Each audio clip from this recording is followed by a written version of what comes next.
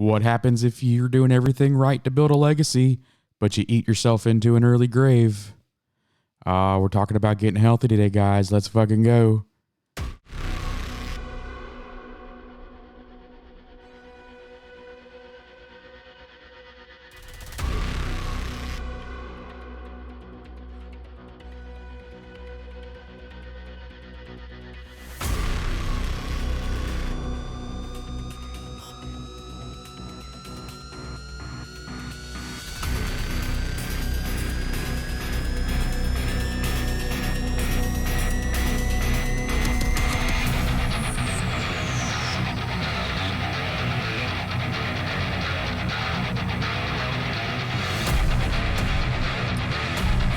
What's going on out there to all them badass moms and dads?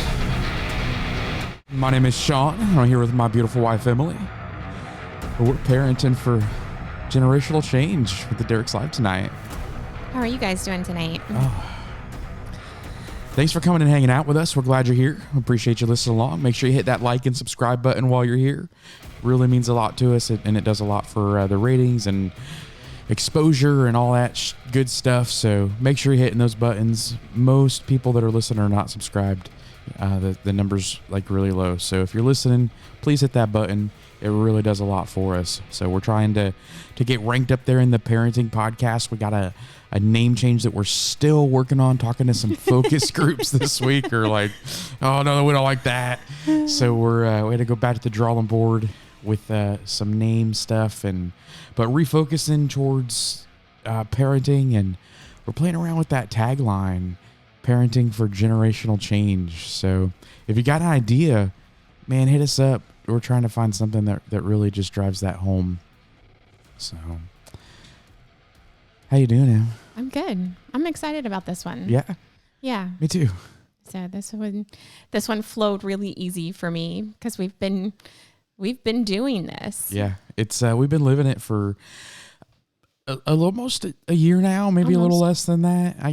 I mean, I don't know. We made a real like cognitive change together in around June of last year, right? Yeah. And there was a really big catalyst in that our life then, and if you've been listening to us, you know that. We won't get all the way back into that, but we really refocused together at that point, and I've lost a ton of weight since then. Majority of my weight loss has been since then, but Emily's been on this health kick all on her own for a couple of years. Yeah, my weight loss wasn't drastic. It happened over the course of several years, and I actually got pregnant twice in my weight loss journey. So I would gain a little bit back and then lose again, and it helped that I nursed because I had two very, very hungry babies. But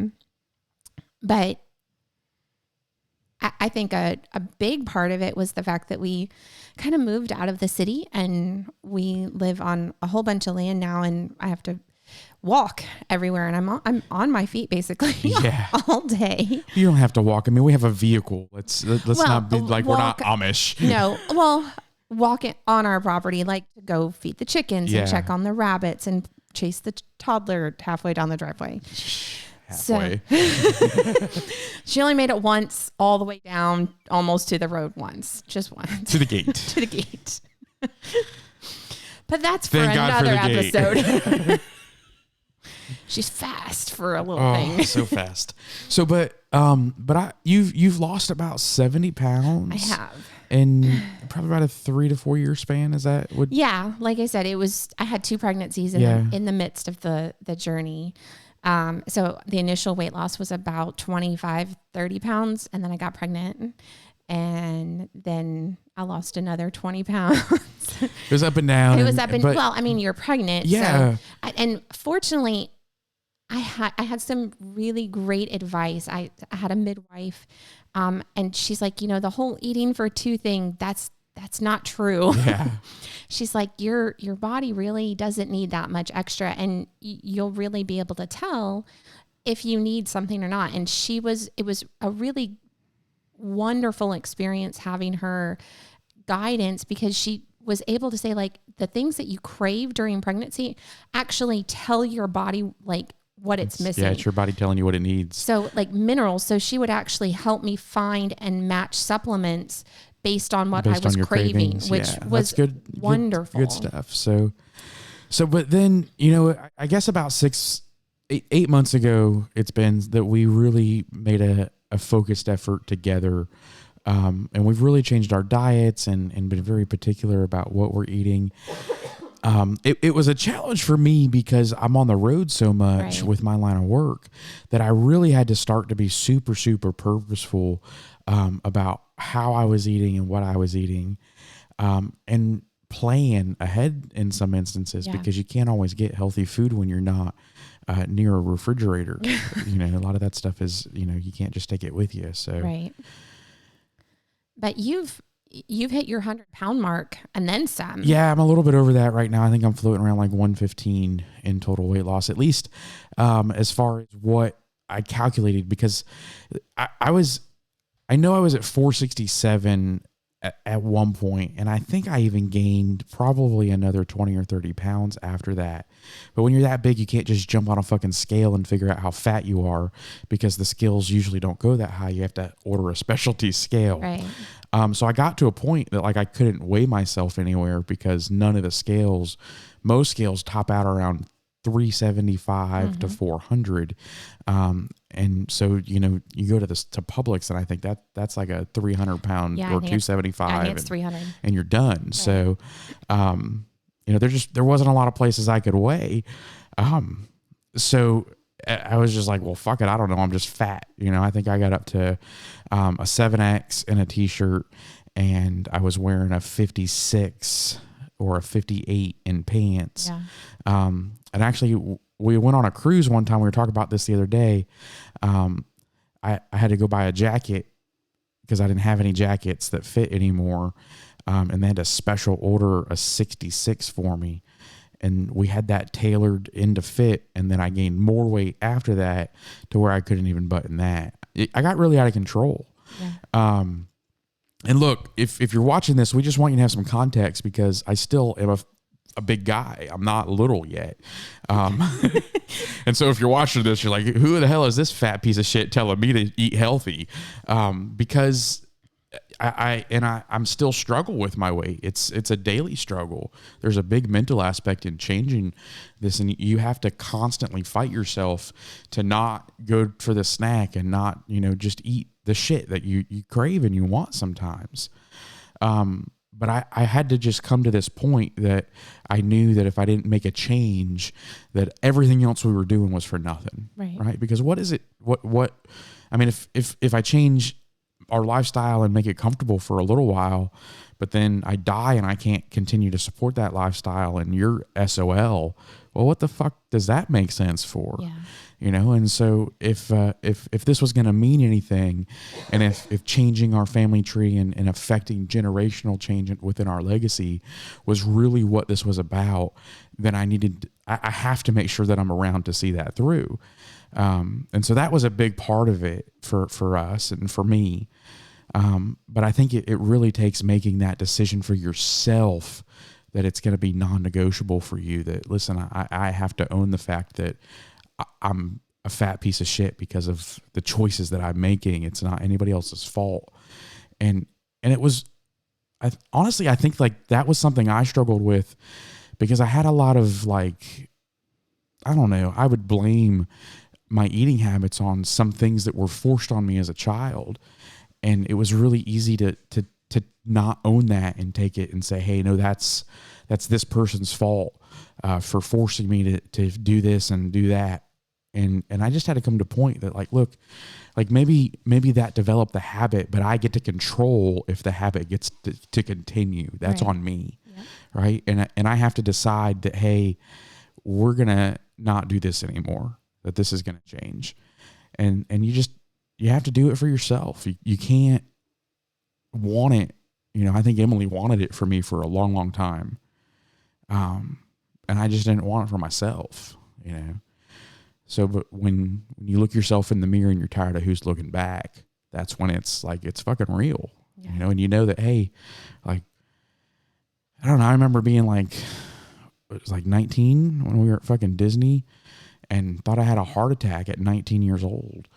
And I'm smaller now than I was then, I think. Yeah, you are. I think I was floating right around 410 when we met, and I'm down to 360, 355, 360 right now. I'm floating. So still not where I want to be, but getting there. So. Well, and it's crazy to me how the little changes that we've made have made such a big impact, but so exciting how it's impacted our kids. Yeah. And so I think that that's how we kind of want to present this episode is when you decide to get healthy for you, that the natural effect of that is that your kids want to be healthy.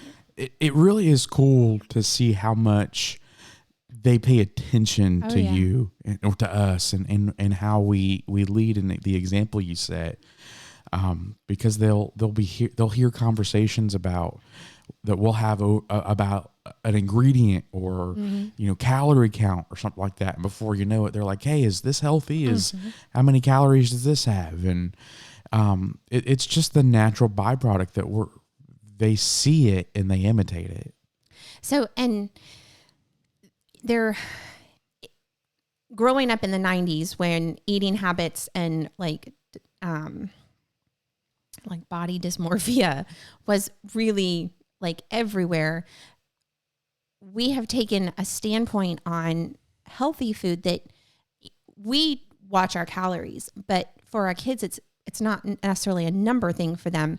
Yeah. It's more about health. Like broccoli is healthy and lettuce and spinach is healthy. And of the two, spinach is healthier than lettuce. And we talk about like the different colors of food and like the brighter the color, usually when it's natural food, it's healthier.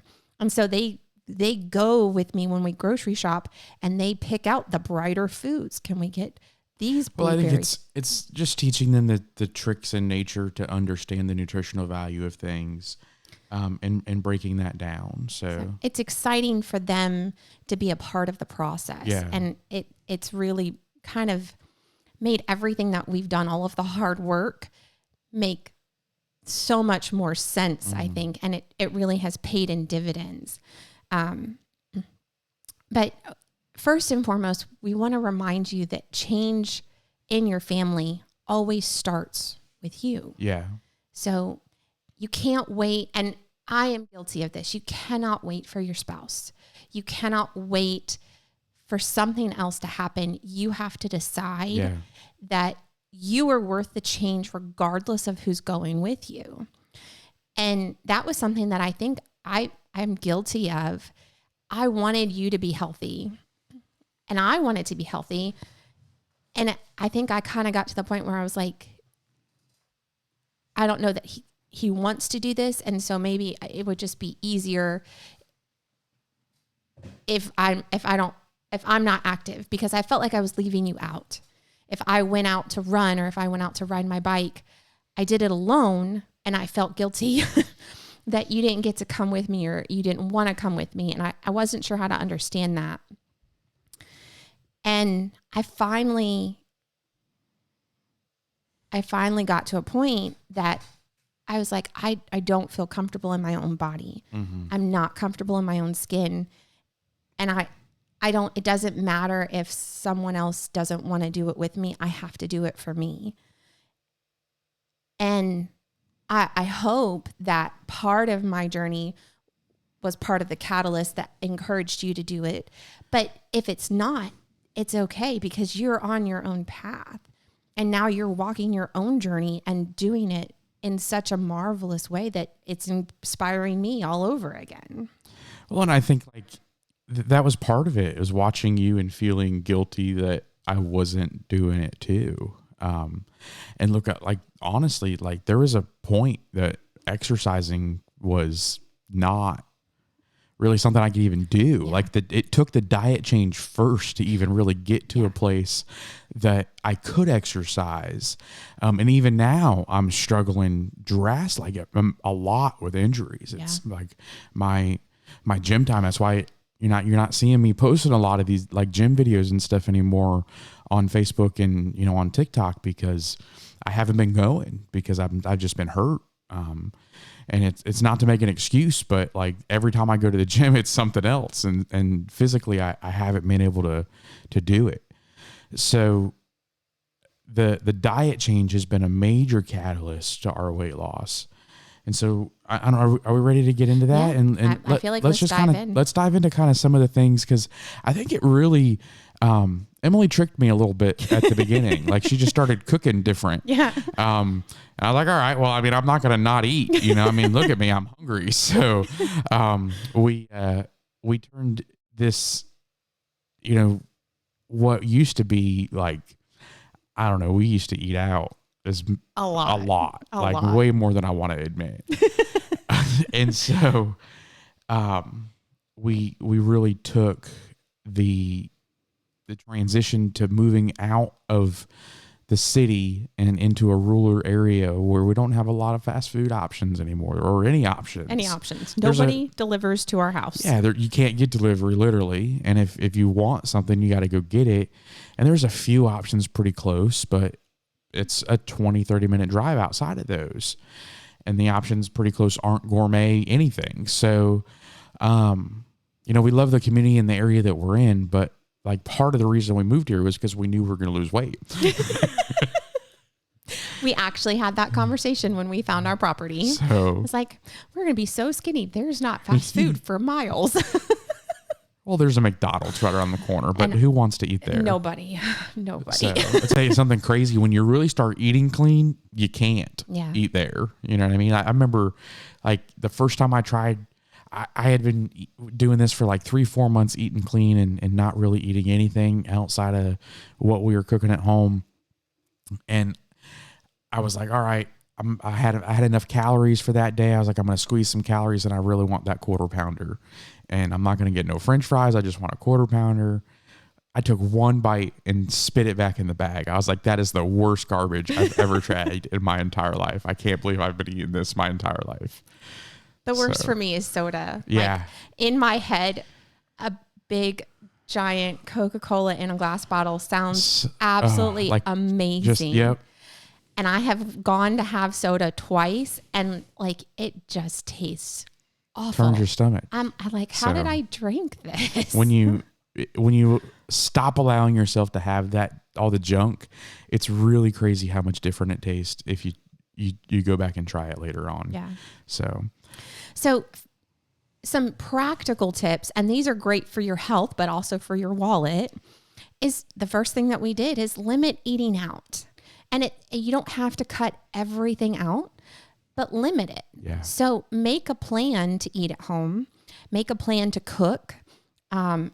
With YouTube and TikTok and Facebook, there are infinite recipes. And if you don't have a lot of time, I highly suggest an air fryer, and I highly suggest an Instapot. They have changed my life. Well, and I think one of the cool things is that with things like TikTok and Reels, there's really access to, it seems like every other reel you look at, there's a healthy recipe. It's a recipe. If you're looking for those things, they keep showing up. And so we find new recipes all the time that we're like, oh my God, that looks delicious. And it's super low calorie and really healthy. We started cooking the sausage Alfredo with cabbage instead of noodles, and it's changed our life. I'm an Italian, and I could never eat pasta again. It'd be okay. It's absolutely phenomenal. And healthy. Yeah, healthy. And cabbage has so many health benefits, and our kids eat it. They love it. So, but like when we do eat out, we're conscious, I should say, to eat somewhere we know there's going to be some healthier options. Yeah. Texas Roadhouse has got the best chicken that you'll ever have in your entire life, and it's like 290 calories for the entree. It's ridiculous. Good portion, like $14. Phenomenal.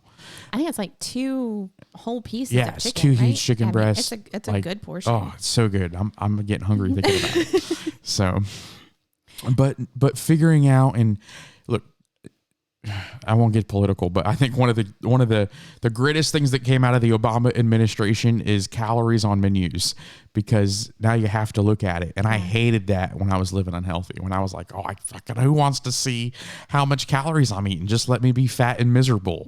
I remember saying that, like, I don't need to see how many calories are in my freaking nachos. Just let me have nachos. Who cares if they're 1,900 calories?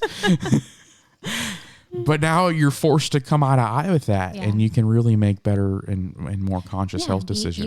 You can make smart choices about it. So, and be the example for your children. Order the chicken instead of the steak, or the pasta. Order green vegetables. It's really a mind game, because it really does pop on your plate, and your kids will recognize that you enjoy vegetables, and it sparks in them, well, if mom and dad eat that stuff, well, maybe I like that stuff too. And the reality is, when vegetables are cooked well, they taste good. Yeah. Even for little kids. So. Well, and I think it's really like it goes for just about everything that if you allow your kids, this is one of the things I think that causes picky eaters is parents don't expose their children to enough different cuisines and styles.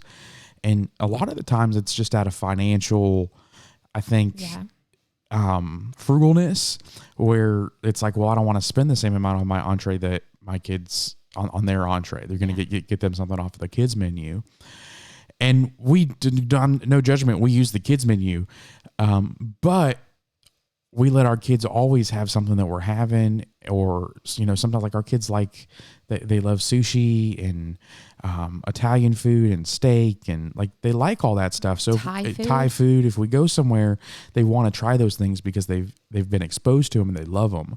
And so they have an expectation now. It's, but look, I think if you're out enjoying and eating, your kids should be eating the same quality food that you are. You should not be going out and spending $50 or $60 on a healthy meal for you and your wife and letting your kids eat Kraft macaroni and cheese that's full of just junk. It's just not, it doesn't make any sense. It's unequitable for you. Like they're your largest investment in life. Why would you want them to put garbage in their body just to save a buck? I don't understand that. So raise healthy children and let them eat quality food with you. So, and in saying that, use wisdom. Remember, a lot of times your children will say that they're full or their belly hurts. And as parents, it's our job to look at the full situation. I think we're responsible for building healthy eating habits in our children, right? And so you have to understand, one, what a healthy eating habit looks like. And if you don't have that, develop it in yourself so you can lead that through example. But I think that, you got to be careful not to force kids to overeat, but you want them to eat enough that they're getting the nutrients. And that's a fine line sometimes. Yeah. So trust them enough that when they say they're full, ask them probing questions. How do you know you're full? Does your tummy feel a certain way? And ask them why they felt that way. And so one of the things that we do at meals is we almost always start with our vegetables and our protein and save whatever like starchy things for last, because the starchy things fill your belly up. Well, I think if you understand food science too, and how food's digested, there's a health benefit to eating your vegetables first.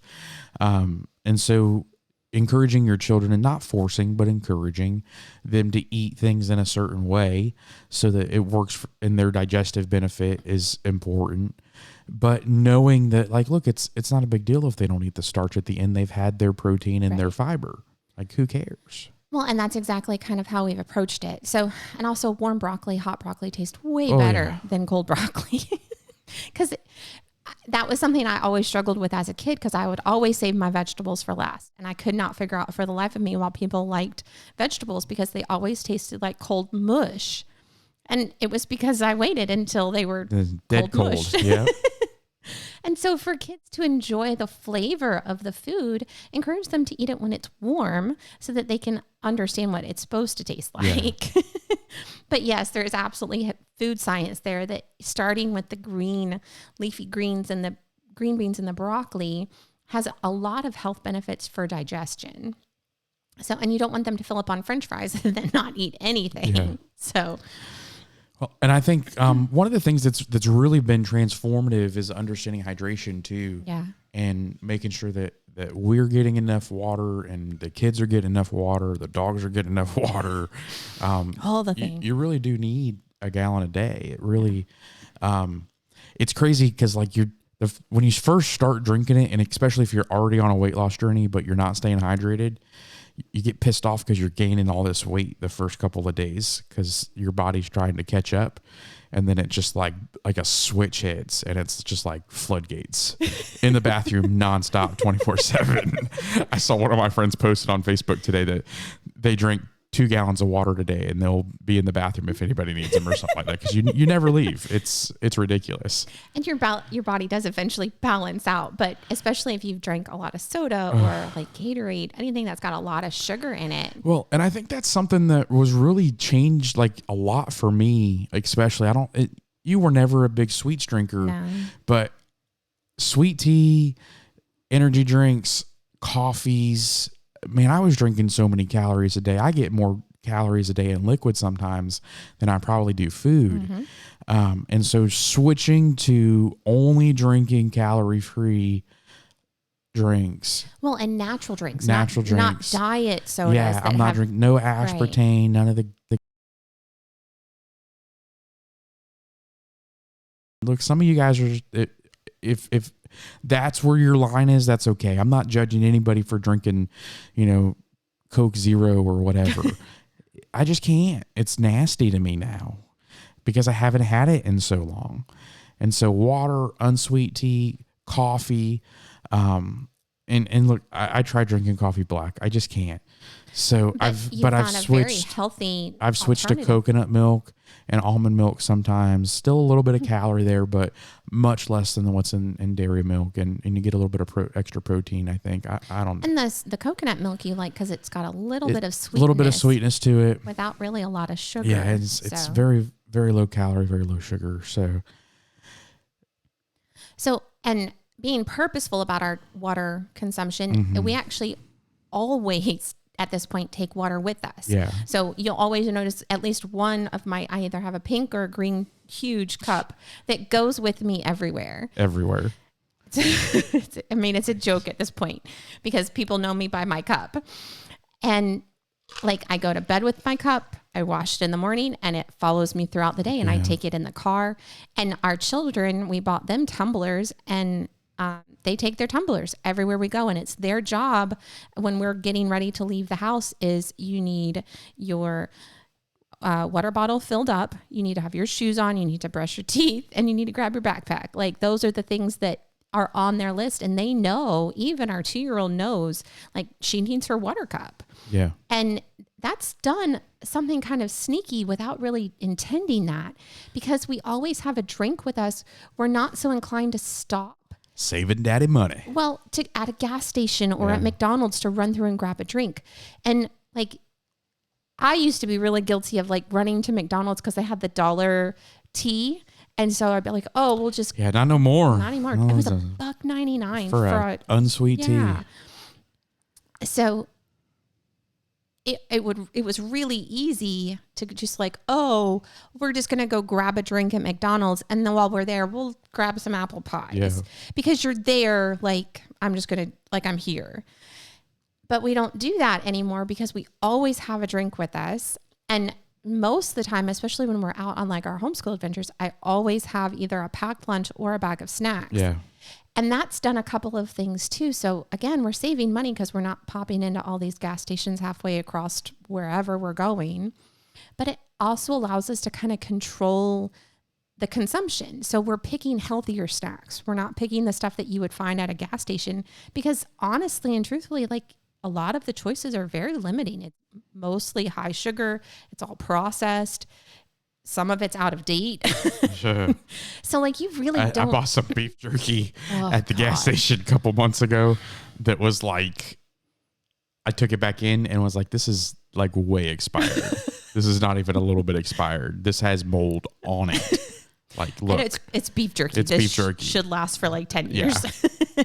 I think it expired in like 2018. So we've found a couple of things that are like our go-tos. We really like the freeze-dried apples. Yeah. They're like one of so good. So good. And like the mixed nuts and like the mixed whatever, they're like in packs. And Brianna, I think she likes them the most because of the name, but Pirate's Booty. And Arr. yeah. So, and she just likes saying booty. So like, it's all of her favorite things. Is like fascinated with booties. Whatever. So, and she doesn't, whatever. So, but they're healthy. They're, they don't have a lot of chemicals. They don't have it's more natural than, let's say, Cheetos. Well, and I think one of the things we've been conscious, and I don't want to get off on the dye tangent, but we've tried cutting some of that stuff out because we wanted to see, and it's been impactful. We can definitely notice a difference. Yeah. And so take it for whatever it is, if you don't want to go down that rabbit hole, but there has been some benefit there for our kids by limiting the chemicals and stuff that we allow in their food intake.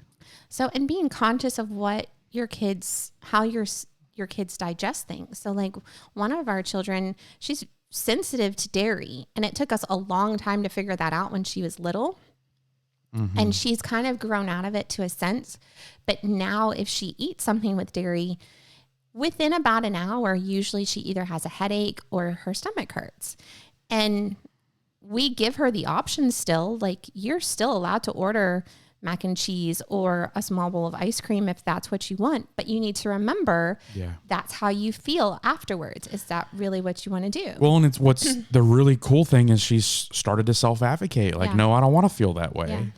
And every now and then she'll say, no, I think I really want the ice cream tonight, or no, I'd really like to have some macaroni and cheese. And we just remind her like, hey, listen, that's okay. But remember how it makes you feel. Right. And it's okay.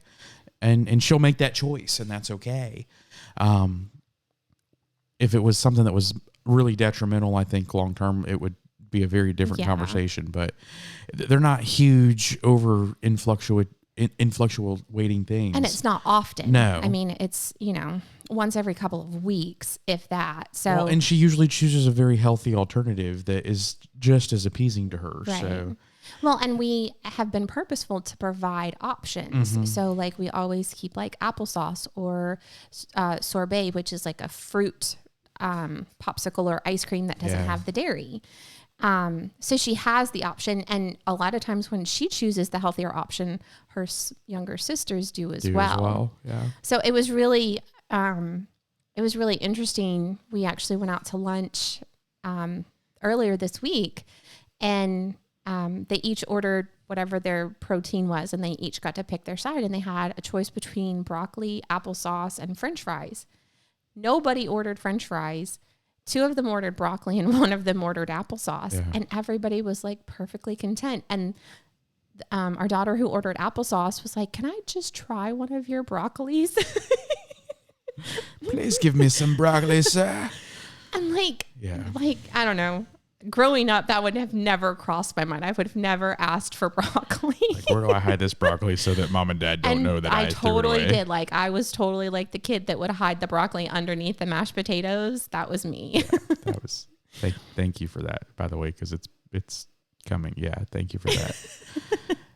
Addison likes to hide stuff in her car seat. That's her favorite place to hide stuff. And so she'll get out of the car seat, and you have to check under the cushions and behind the car seat. And you haven't even found her new hiding place. So in her car seat, she's got removable cup holders, and she knows how to unscrew them, and she stuffs stuff down in the hole underneath the cup holder. Oh, that's so great. Yeah. That's so great. Where's your kid's favorite place to hide food?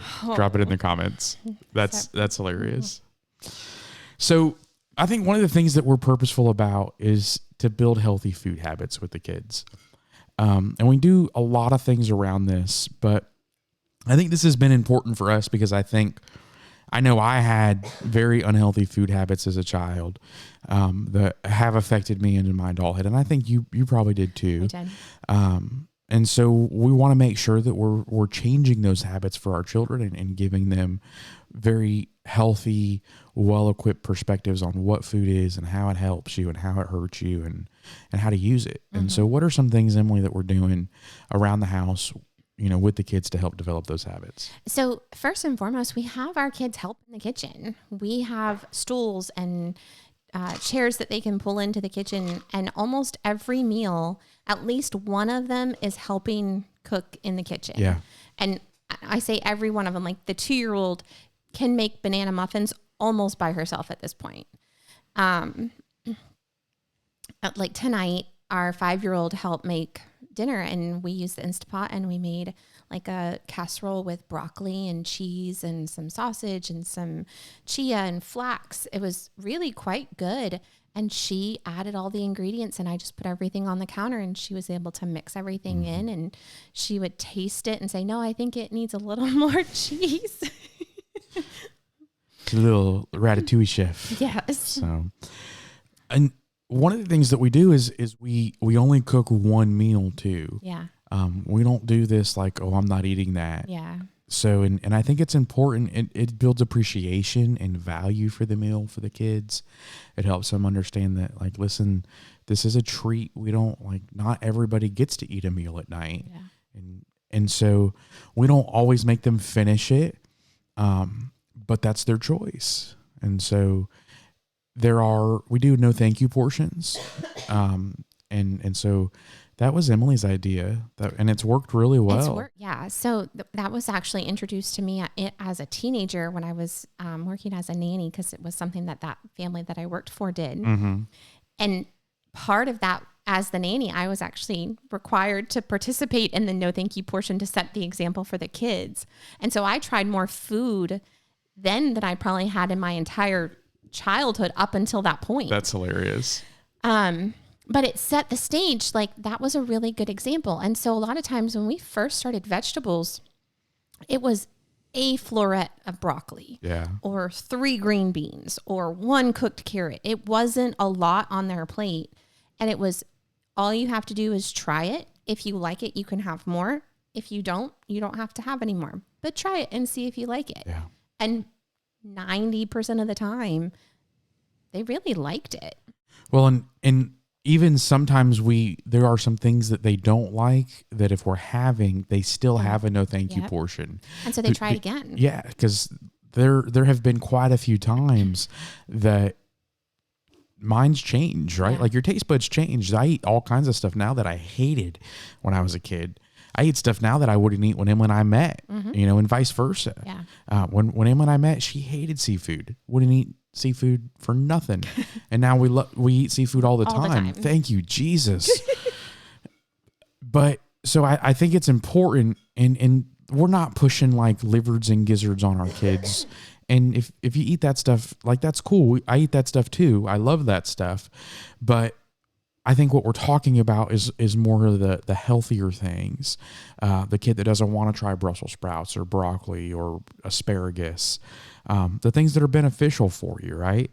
And so if it's healthy and there's a benefit from eating it, I think it's important that you are repetitive about trying to get them to adapt to that. I mean, would you agree with that? Absolutely. It's worked really well for us. It's not a fight, but it's definitely encouragement. Like, you won't know until you try it. And so they switch back and forth, because initially they'll really like it, and then the next time they hate it. And then I was like, don't you remember when you were 5 and you really liked this? Oh yeah, I really liked that. Well, and legit, that's like 6 months ago you loved this. What do you mean you don't like this anymore? Have a no thank you portion. You'll be okay. So, and we don't make a huge deal about it. It's, it is what it is. And it's just become the expectation that, a few months into this, they've really kind of grasped, okay, I can have a bite of this. And if I really don't like it, I don't have to finish it. So, but there is an understanding that, especially at dinner time, once the plates are done, we're done. And so if you're hungry, we'll definitely have breakfast in the morning, but you need to be more aware that you might get hungry if you're not going to finish your dinner. Well, recognize what's for dinner is what's for dinner. We're not making something else just because you don't want to eat that. Right. And so it's really cool though, because one of the things that happens is the kids encourage each other. It's really neat. Like we've got one that doesn't like broccoli, or at least didn't like broccoli. And the other one tried to explain, like, listen, you just need to eat your broccoli first. You know, like, hey, just try the broccoli when it's hot. It's so much better when it's hot. And it went on for like 2 weeks. Like, no, I'm not eating broccoli. Listen, you just got to eat broccoli when it's hot. And finally, we crossed the hot broccoli bridge, and it's changed our life in the last couple weeks. So, but it really just took the kids encouraging each other, and we kind of stayed out of it. Like, look, you got your no thank you portion, eat it, but that's your no thank you portion. If you don't want to eat any more than that, you don't have to, but that's what's for dinner. So, and it's kind of evolved into like, oh my God, I love hot broccoli. Can we have hot broccoli? Well, and for parents out there, don't be afraid to experiment a little bit. You don't have to always boil your vegetables. You can steam them. Those steamer bags of vegetables are like my favorite thing. But we also use the air fryer to roast our vegetables. Yeah, it's delicious. And just the variety of having the same, because we have our go-tos. We eat spinach, broccoli, green beans, and Brussels sprouts. Like that's pretty much our repertoire of green vegetables for the most part.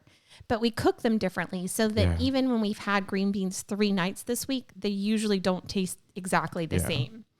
So that's something to be aware of too, that like you can cook green beans every night and they can taste different every night. You ever had a deep fried green bean?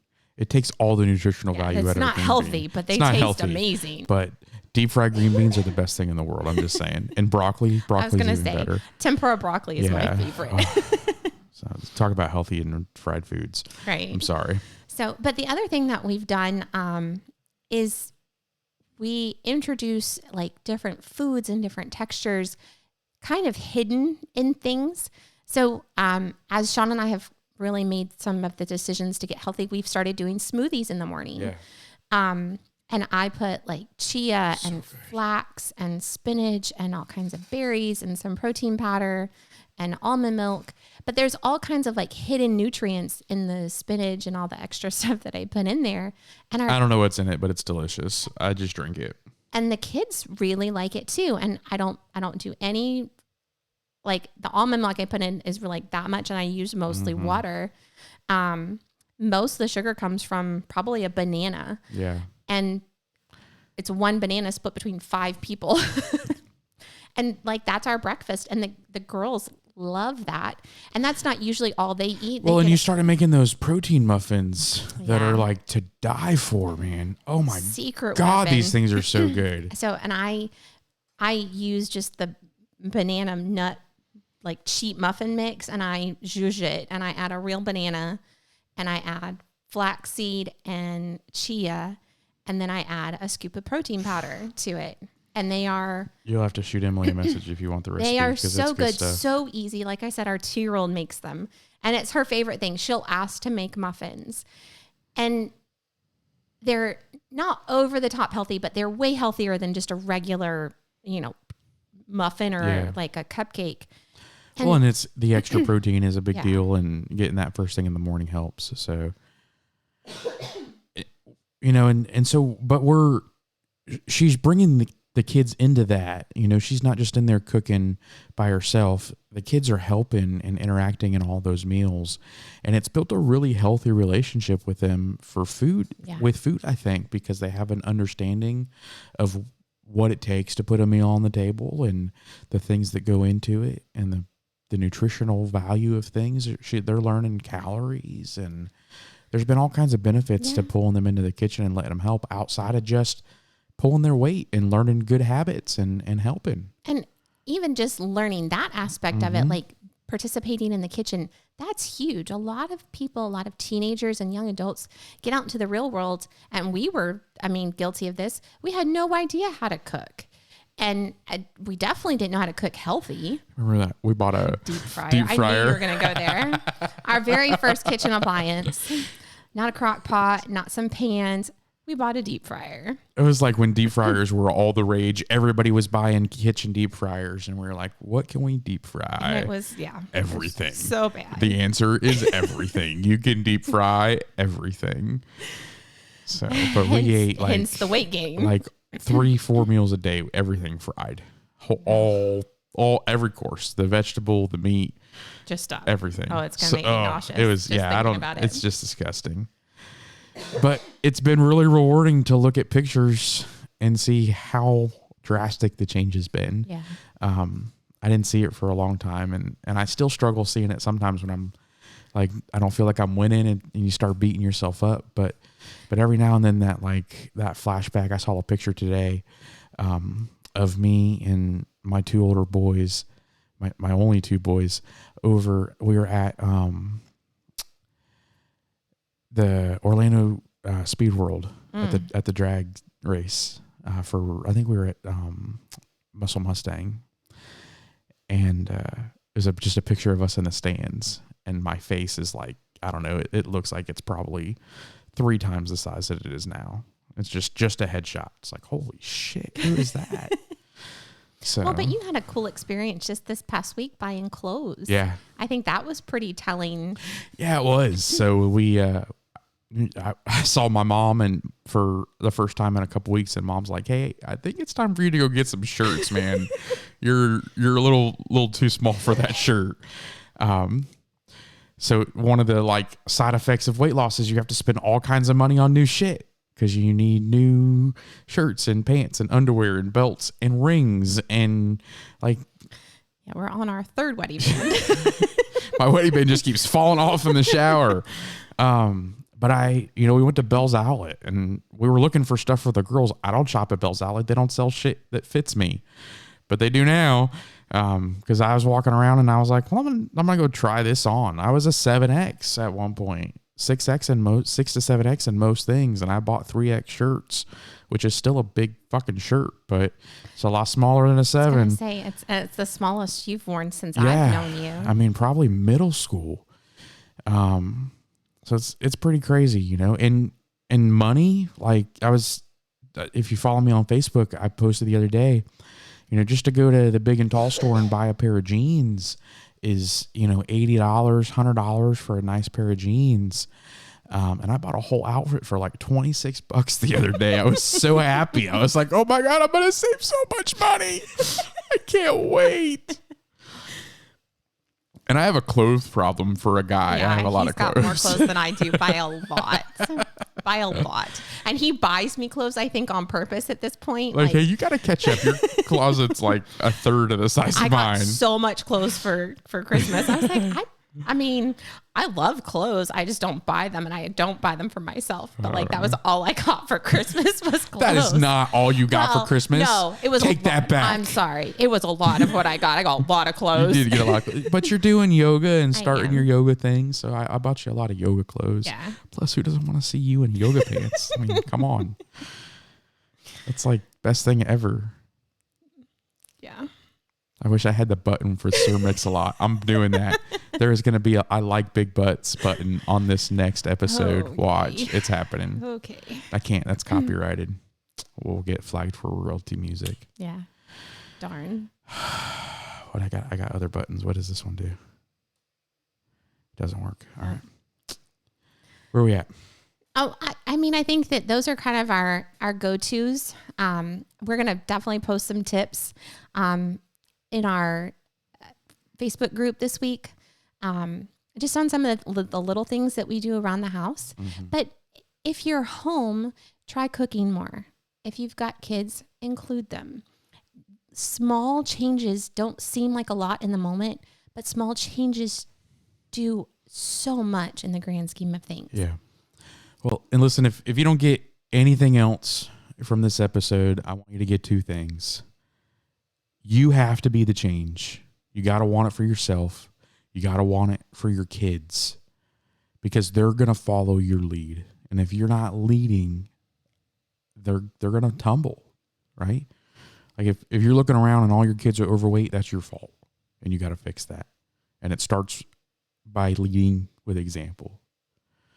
The second thing that I want you to get is that you have to build the healthy habits with food for your kids, with everything for your kids, but especially with food, right? Like I think we look at habits and traits and we end that with character like things, right? That's what we look at. But your food habits are a big part of how successful you're going to be in life. Whether you like it or not, they are. And so you are responsible for making sure your children have a healthy relationship with food. And so own your own habit and own your children's habit and the traits that they walk with. That's my takeaway. I hope you get that too. And if you can't do all of them, pick one. Start with one. Start small. Start somewhere. Do something. And that's always been our advice, that you don't have to do all of this at once, but do something. You are the change, and you are worth the legacy that you are building. Your children are worth the legacy that you're building. Be the parents they deserve. Fuck your excuses, guys. Jesus fucking loves you, man. Have a good night. Deuces.